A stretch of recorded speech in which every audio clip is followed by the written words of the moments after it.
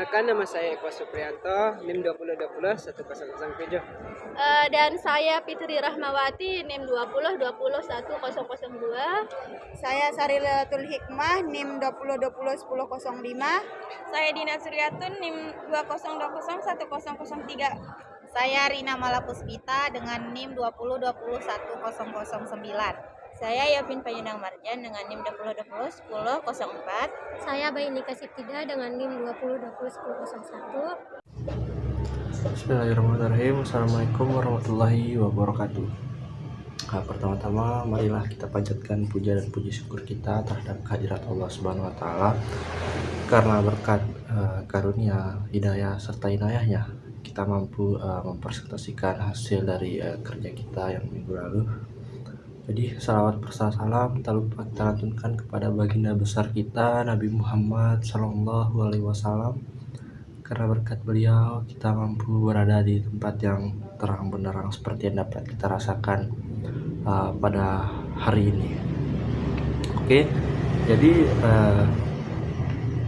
kita dari kelompok 1 dengan materi organ reproduksi internal pada betina. Jadi saya Habib Yonsa sebagai moderator dan ada beberapa pemateri.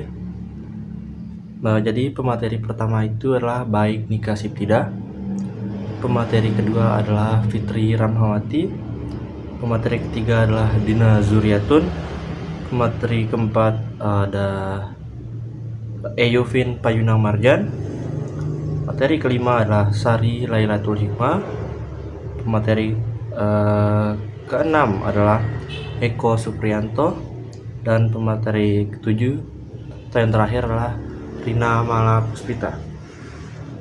Oke, tanpa panjang lebar, marilah kita mulai presentasi dari kelompok ini. Untuk pemateri pertama dan seterusnya, silakan dimulai. Bismillahirrahmanirrahim. Assalamualaikum warahmatullahi wabarakatuh. Perkenalkan, saya sebagai pemateri pertama atas nama Bayi Nika Sitida dengan nomor induk mahasiswa 2020 1001 akan menjelaskan mengenai organ reproduksi internal betina, yaitu pada bagian ovarium. Ovarium adalah sebagai tempat pembentukan ovum atau sel telur dan menghasilkan estrogen dan progesteron, di mana fungsi ovarium itu sendiri ialah untuk menghasilkan sel telur sekaligus menjadi tempat perkembangannya sebelum siap dibuahi. Bisa kita lihat pada slide yang ketiga. Di sana kami sudah mencantumkan gambar ovarium beserta penjelasannya. Nah, yang pertama, ovarium itu berbentuk oval dengan ukuran 4x2 cm dan melekat pada bagian belakang ligulatum uteri dengan perantara mesovarium dan terletak pada dinding lateral pelvis di dalam suatu lekuk yang disebut dengan fossa ovarica.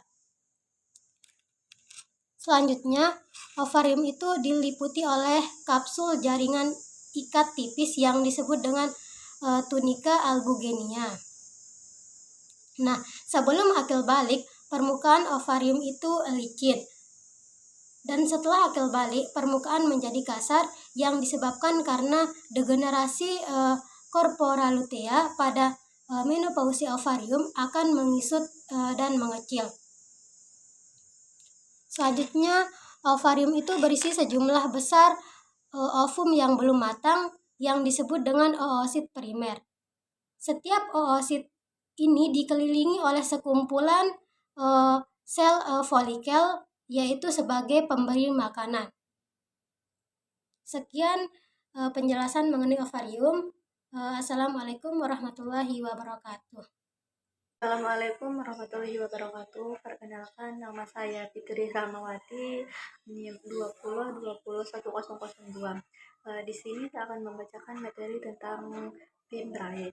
Jadi di sini ciri-ciri pimprae itu sendiri yaitu penonjolan kecil seperti jari di ujung tubat falopi, terletak di sel epitel kecil yang melapisi rongga di seluruh tubuh, berbentuk filamen lurus dan kaku. atau struktur mikroskopisnya seperti rambut dapat terlihat di sekitar semua sel dan denyut di dalam saluran tuba untuk memandu sel telur atau sel telur dari ovarium ke rahim. Fungsi pimbrae sendiri untuk menangkap sel telur dari permukaan ovarium ke infundiculum selama proses evaluasi. Sekian yang dapat saya sampaikan, kurang dan lebihnya saya mohon maaf. Wabillahi taufiq wal hidayah. Wassalamualaikum warahmatullahi wabarakatuh. Bismillahirrahmanirrahim. Assalamualaikum warahmatullahi wabarakatuh. Saya pemateri ketiga atas nama Dina Zuriatun dengan NIM 202010003. Di sini saya akan membahas mengenai tuba Fallopi. Apa itu tuba Fallopi? Tuba Fallopi atau dikenal juga sebagai oviduk atau buluh rahim merupakan dua buah saluran yang sangat halus yang menghubungkan antara ovarium dengan rahim. Tuba Fallopi merupakan bagian dari sistem reproduksi wanita yang berperan penting pada saat menstruasi dan pembuahan. Tuba Fallopi adalah saluran dengan panjang 10 hingga 13 cm dan diameter 1 cm. Saluran ini berfungsi sebagai tempat berjalannya sel telur dari ovarium menuju rahim pada saat ovulasi dan sebagai tempat pertemuan antara sel telur dengan sperma pada saat pembuahan. Dan apabila saluran ini tersumbat, maka perjalanan sel telur menuju rahim akan terhambat. Baik, selanjutnya yang keempat itu ada organ reproduksi internal. Pada kelamin betina itu ada uterus atau rahim. Uterus ini berbentuk seperti buah pir, berongga dengan dinding otot, myometrium dan selaput lendir yang melapisi sebelah dalam disebut endometrium. Ukuran uterus ini panjangnya 8 cm, lebar 5 cm dan tebalnya 2 cm. Terus pada rahim ini dibagi menjadi 3. Yang pertama itu ada fundus. Fundus ini terdapat di atas muara tuba. Terus yang kedua itu ada korpus. Korpus ini berada di bawah muara tuba. Terus yang terakhir itu ada serviks, yaitu bagian bawah uterus yang sempit dan menembus dinding ventral vagina.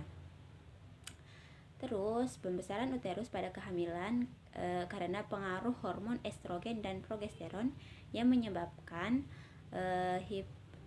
hipertrofi otot-otot polos myometrium. Terus akan kembali ke ukuran semula melalui proses involuis. Yang terakhir itu ada fungsi uterus. Fungsi uterus atau rahim ini yaitu untuk menahan ovum yang telah dibuahi selama perkembangan. Jadi fungsi uterus ini yaitu tempat melekatnya menahan ovum yang telah dibuahi, yaitu akan menempel pada dinding rahim seperti itu. Kemudian setelah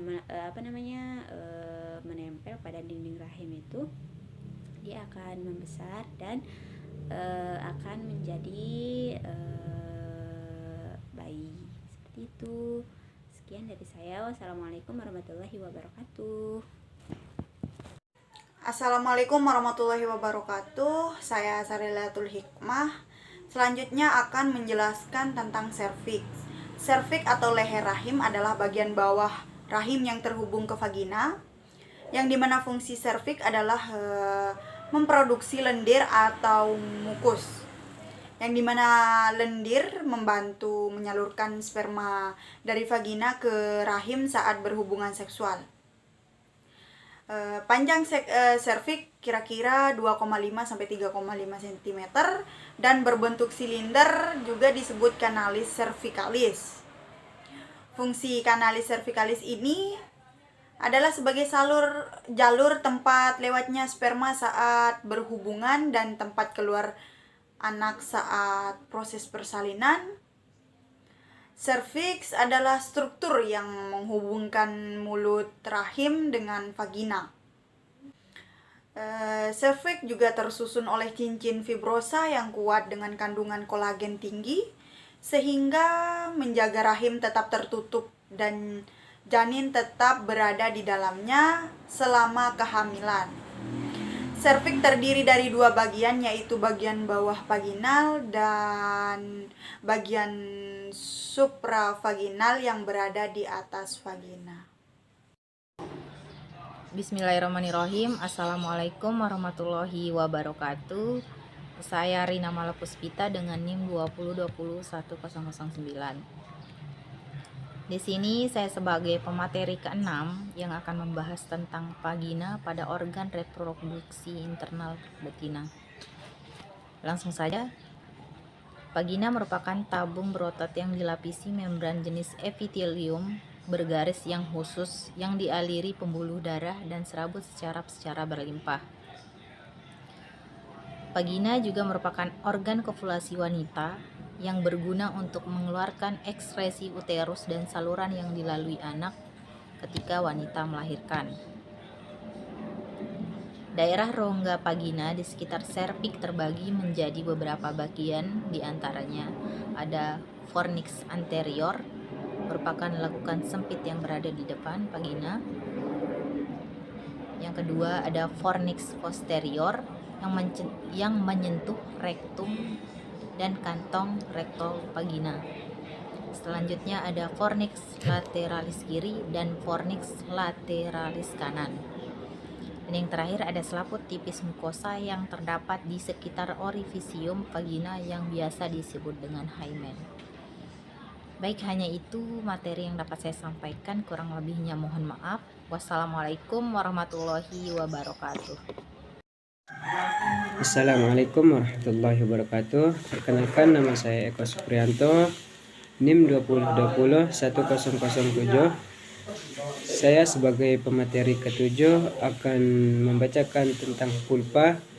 Pulpa adalah area organ intim wanita yang terletak di luar vagina. Pulpa juga berisi daerah gundukan yang dibuat oleh tulang kemaluan atau mons pubis, organ bulat kecil atau klitoris, lubang vagina, dan saluran kemih atau uretra. Fungsi pulpa adalah sebagai pelindung vagina. Sekian, terima kasih dari kelompok kami. Wassalamualaikum warahmatullahi wabarakatuh.